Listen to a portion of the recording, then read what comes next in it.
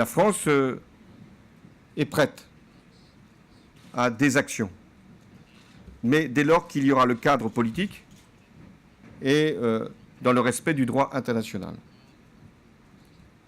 Le cadre politique, c'est justement que le gouvernement irakien puisse lui-même solliciter ce soutien. Et puis, la légitimité internationale, c'est celle des Nations Unies et de ce que nous pouvons constituer comme alliance. Lors de ce sommet, les États-Unis ont appelé à une coalition internationale contre... Est-ce que nous allons participer à une alliance à la demande des autorités irakiennes dans le cadre du respect du droit international pour lutter contre ce groupe terroriste? La réponse est oui. Quelles vont être les différentes opérations? Nous allons les définir.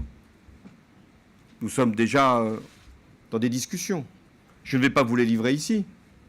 Je ne vais pas vous donner même les endroits, le détail de ce que nous allons faire. Mais sachez bien qu'il s'agira de faire en sorte que ce groupe puisse être empêché de nuire. Bonjour Monsieur le Président, Camille Langlade, Télécanal+. Ce groupe terroriste est à la fois en Irak et en Syrie.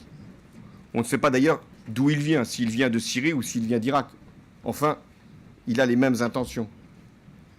Mais la Syrie est un cas différent. Il ne peut pas être, pour la France, concevable d'avoir quelque action qui puisse être faite en lien avec le régime de Bachar el-Assad. Parce qu'il ne peut pas y avoir de choix entre une dictature de terreur et une terreur qui veut imposer sa dictature. Encore, même si les institutions aujourd'hui vous protègent... Et aujourd'hui même, un cessez-le-feu a été annoncé.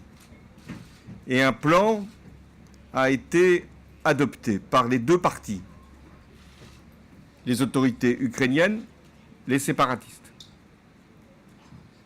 Néanmoins, les sanctions vont continuer à être mises en œuvre et elles ne seront levées qu'à mesure que les preuves du cessez-le-feu et du règlement politique seront apportées.